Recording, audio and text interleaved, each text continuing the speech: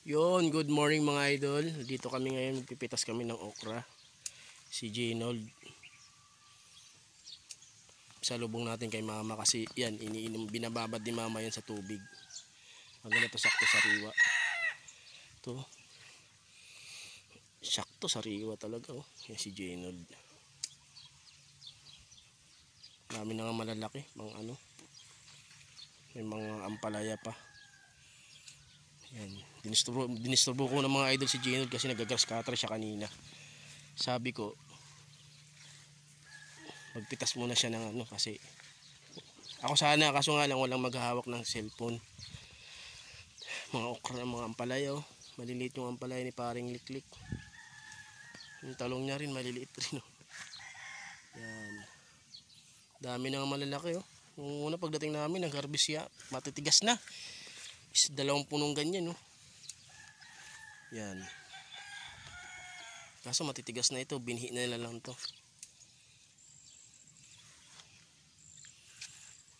Doon siya magtanim sa sunod, doon sa kulo, doon sa loob oh. Ganda diyan. Kasi puro ipot ng manok yan pre no. Ang tataba niyan. Dito oh, sa tinanggalan ng ano, grass cutter niya yan diyan, tapos demolition. Taniman mo diyan, taba diyan. Diyan ako rin tanim ng talong. Malaki ng talong ko dyan. Yan mga okra mga idol. Sayang nga lang matitigas na. Napakadami nito. Ito kinakain ito sariwa. Ito kinakain ko lang mga ganito. Kinangat-ngat ko lang ito eh. Ito pre, pwede pa to. Kaparang ito. Lado. Kunin mo na yan kasi yan pa yung isa. Kasi matitigas lang naman yan. Isawa na si Liklik sa okra dito mga idol. Yan sasalubong natin. Pasalubong natin yan kay mother. Sasariwa to. Ano? Yun.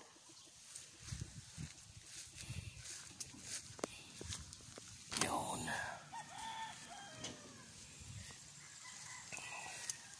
Mga ganyan kahit maliliit pa rin, mga ganito pre, okay na yun, pwede na yan, tirahin mo na. Sigurado hindi na naman kakainin ni Liklik yan. Tinan mo, ang dami. Yung unang pagdating namin, di ba ang dami niyang hinarbis? Matitigas na po talaga sa alanganin. Kinakain na ng sapato, nilaga na lang niya. Yan, okay na yan. Ganyan. Natin sa kabila. Dati tangin linis to dito.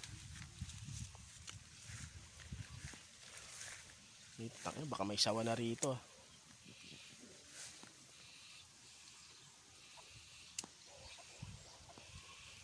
Yan si Ginold yan mga idol. Ginold. Yan yung uwak ko. Kinakain yung itlog ng ano yan, pato doon dati. Tangin, bateradorin ko nga.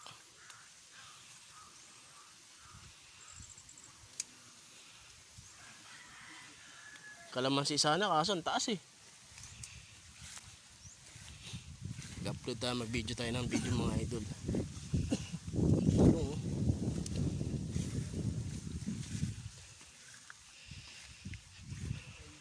Kunti lang makukuha natin ngayon ha. Okay lang, basta may pasalubong lang tayo kasi ibinababad ni mama yan pre.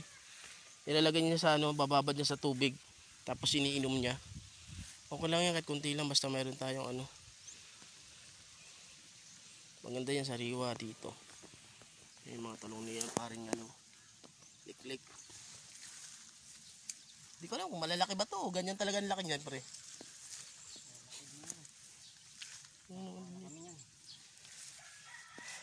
Maliliit. Ito pre sa kabila ayan oh. Dito sa kaliwa mo kanan. Okay na yan, wala na yata eh. So yun mga idol. Kahit pa paano naka-harvest tayo. Ito yung mga idol sariwa to, kinakain lang ito, ginagato lang to, pinakakainin ko. Sarap to, sausaw mo sa suka. Sige, niharap ko dito mga idol, ayan o. Sausaw mo lang sa suka. Sariwa. Tamis.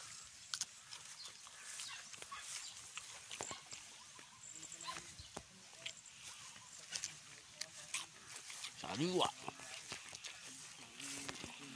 Ayun yung ano nyo, pichay. Wala na.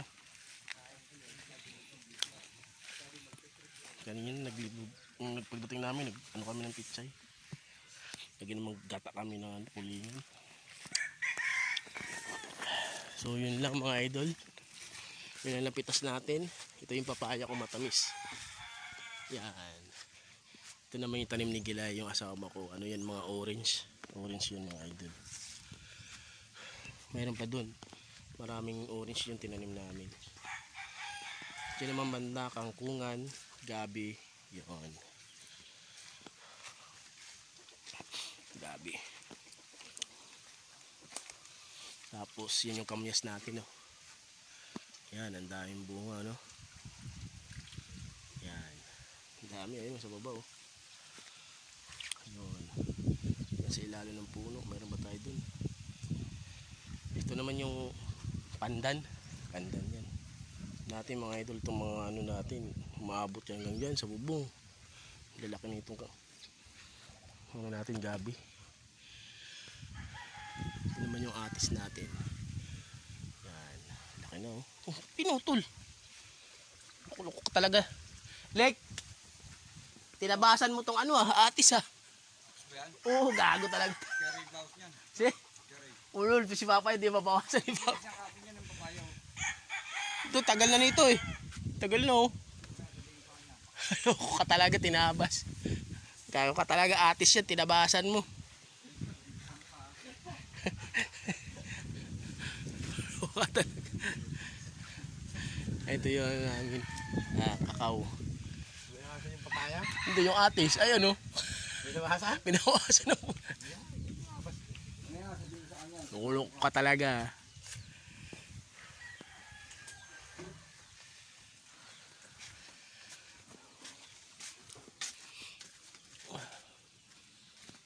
Iyot-iyot talaga sana agad. Nakailan sa kung saan ang lalo niya ito.